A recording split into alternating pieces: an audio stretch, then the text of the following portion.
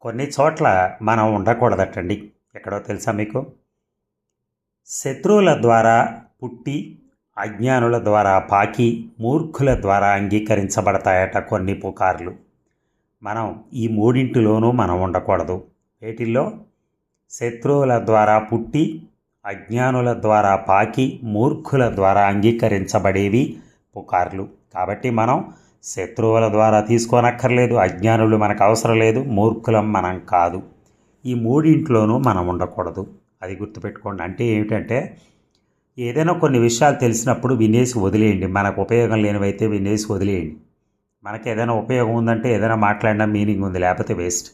అందుకని అలాంటి వాటిని అసలు అందులోనూ శత్రువుల ద్వారా వచ్చే వాటిని అసలే తీసుకోకూడదు. మిగతాయి కూడా నార్మల్గా అన్నీ ఈ పుకార్లన్నీ కూడా నమ్మకూడదు. మనకు సంబంధం లేదు. మనకు అవసరమైంది మనం ఇన్వాల్వ్